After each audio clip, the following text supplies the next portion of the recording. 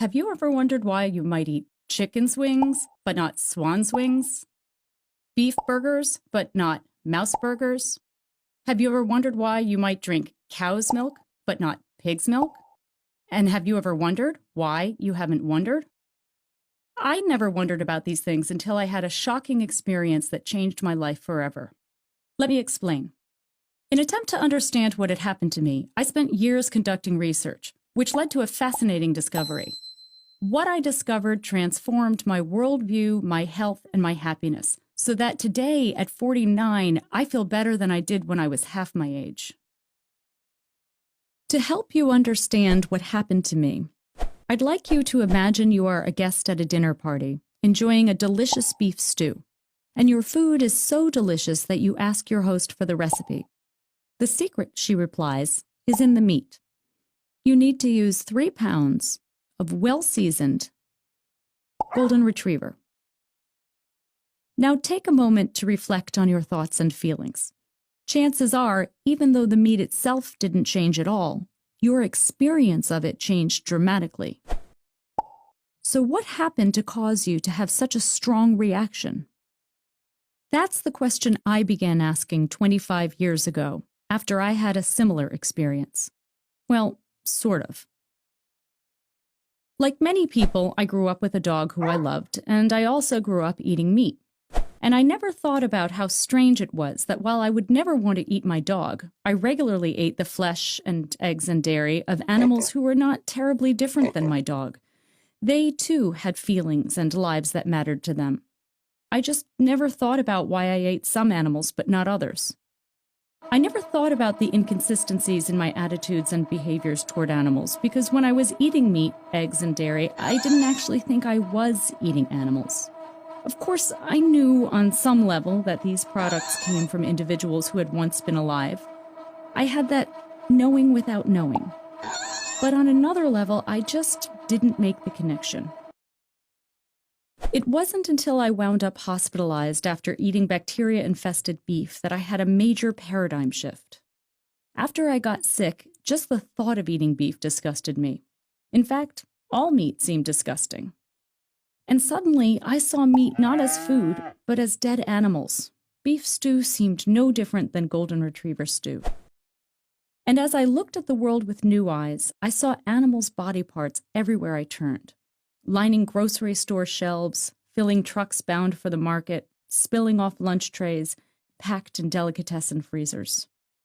And people everywhere, rational, caring people like myself, were putting these animals' bodies into their mouths as though nothing at all were wrong.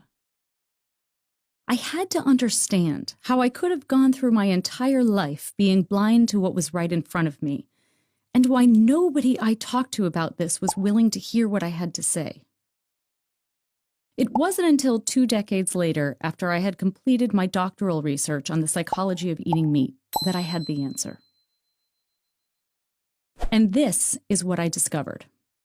It turns out that most of us eat animals not because we need to, or even because we truly wish to, but because we have been conditioned to by a widespread destructive belief system that operates outside our awareness and therefore without our conscious consent. We often assume that only vegans and vegetarians bring their beliefs to the dinner table. But the only reason many of us eat cows but not dogs, for example, is because we do have a belief system when it comes to eating animals.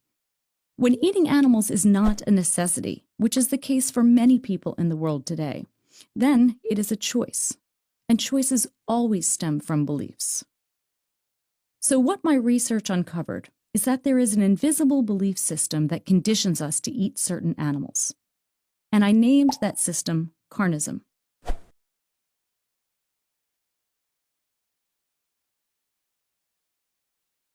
Carnism is universal.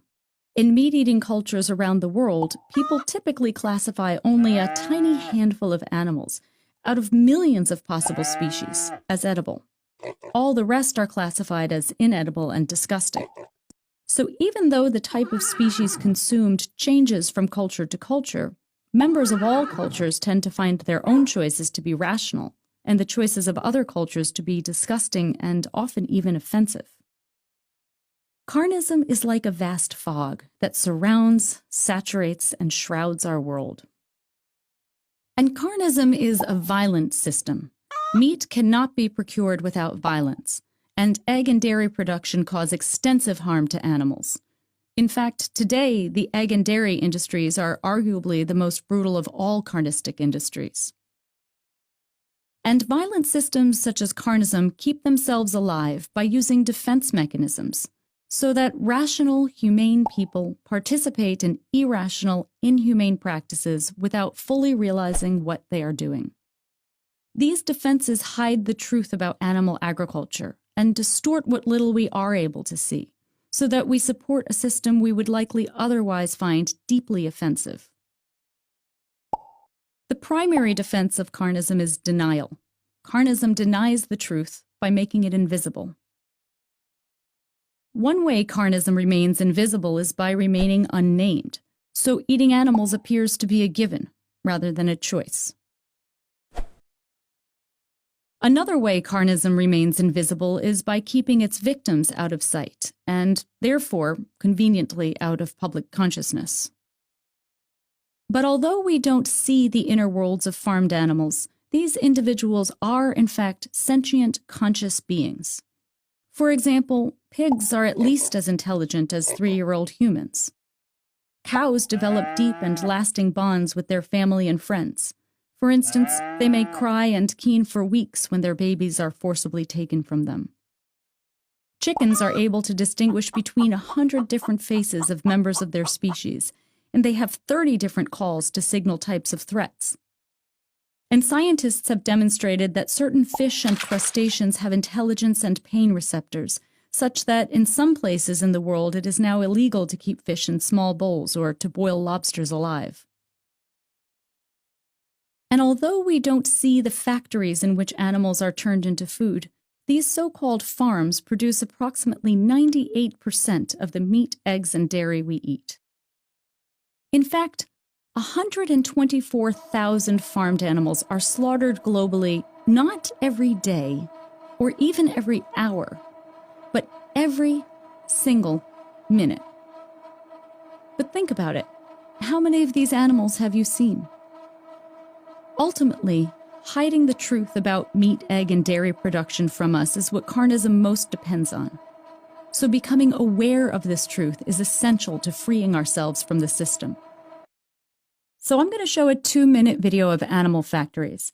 Now, I know this kind of imagery can be difficult to see, but I encourage you to watch because I believe the empowerment that awareness ultimately brings will be well worth your brief discomfort.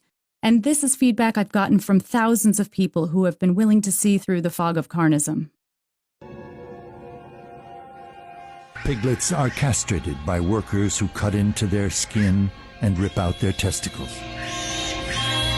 Next, the workers chop off their tails. Once pigs have reached market weight, they are sent to slaughter.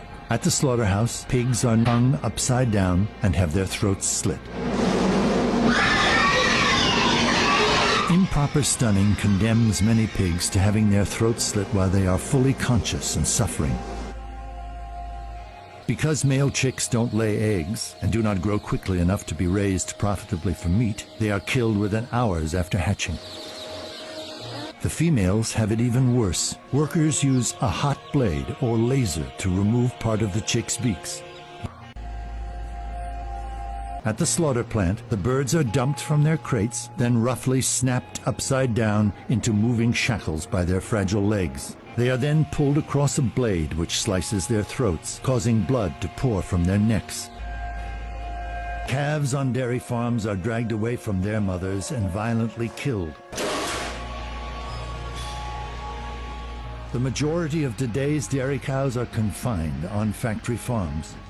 Workers subject young cows to painful mutilations and amputations.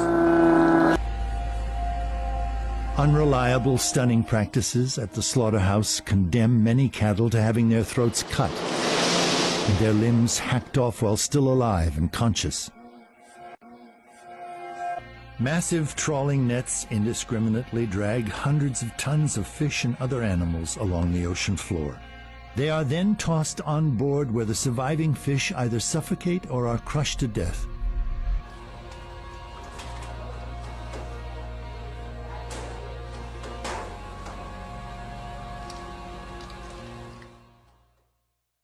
Thank you. I know it's not easy to see that. Fortunately for us, the hard part's over. In fact, thanks to so many people like you who have been willing to see the painful truths about carnism, the meat, egg, and dairy industries have begun to be weakened. So animal agribusinesses have scrambled to restore their profit margins by assuring us that we can eat animals who are happy to be our food, that we can eat so-called humane or bio meat, eggs, and dairy. However, most humanely raised animals live in misery, much as their inhumanely raised counterparts do. And all farmed animals ultimately end up in the very same place. And humane meat is a concept so absurd as to be an insult to any consumer who pauses to reflect on his or her choices.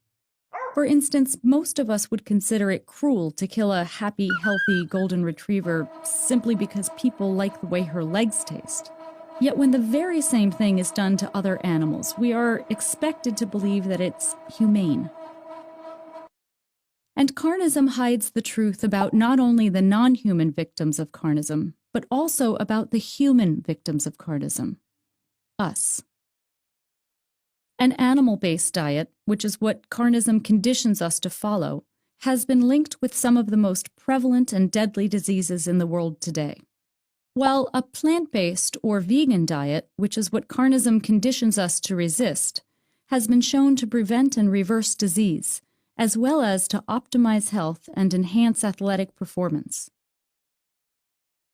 And carnism conditions us to block our awareness and our empathy, qualities that are vital to our own well-being and to the well-being of our world.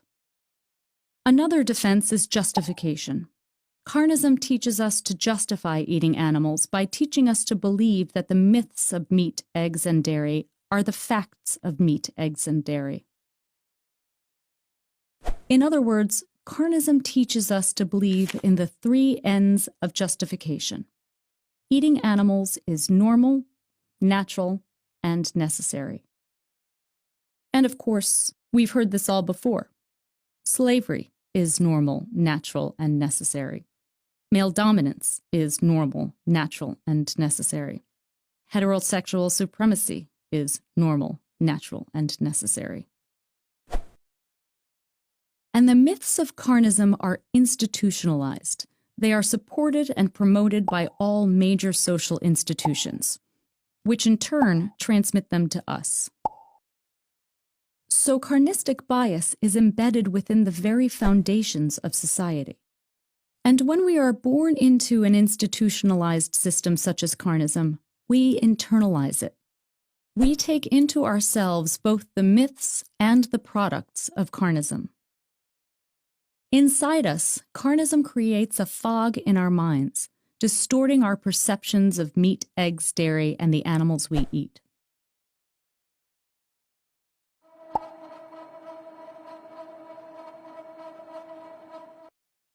For example, carnism teaches us to place animals in rigid categories in our minds, and therefore in our hearts. And carnism teaches us to see farmed animals as objects, as things rather than beings.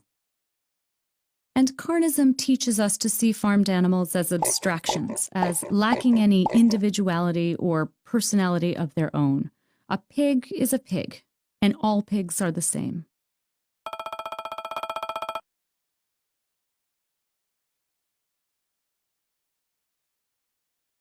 But the fact that carnism needs to use such elaborate defense mechanisms is actually good news. It shows the true vulnerability of the system. Think about it. We care about animals, we care about justice, and we care about the truth. And carnism depends on our not caring, and the system is built on deception. So carnism needs us to do its job for it, to ignore the truth, and to resist the very thing that would set us free: awareness. Awareness is the light that shines through the fog of carnism, illuminating the dark truths the system works so hard to hide from us. Awareness cuts through the cloudy haze in our minds, dispelling the shadow that's been cast on our hearts and releasing the natural glow of our empathy. Awareness is the greatest threat to carnism, because with awareness, we can make choices that reflect what we authentically think and feel, rather than what we have been taught to think and feel. We can make our choices freely. Without awareness, there is no free choice. And while it's easy to feel that the problem is so big that our individual efforts won't make a difference, or that the system will never change, the truth is that every choice we make does make a difference, to others and to ourselves. And history shows us, again and again, that awareness opens the door to social transformation. When people of integrity clear their vision, they demand change. And powerful change is happening right now, around the world, as more and more people are opening their minds and saying no to carnism. The vegan movement, which is the counterpoint to carnism, is one of the fastest growing social justice movements in the world today. Carnism, of course, is fighting back, using misinformation, disinformation, and scare tactics in an attempt to invalidate the vegan message. But despite what carnism wants us to believe, veganism is healing for all of us. The goal of the vegan movement is to create a world based on compassion rather than cruelty, empathy rather than apathy, authenticity rather than dishonesty, justice rather than oppression. So with awareness, we can create a better world for all beings, human and non-human alike. With awareness, we can move beyond carnism. We can reduce and ideally one day eliminate our consumption of meat, eggs, and dairy. We can learn more about carnism and veganism to become more informed consumers and empowered citizens. And one simple thing you can do right now is to share this video with everyone you know. Regardless of what you ate for dinner last night, you become a part of the solution simply by clicking on share. Thank you for helping make carnism visible, and for helping make carnism history.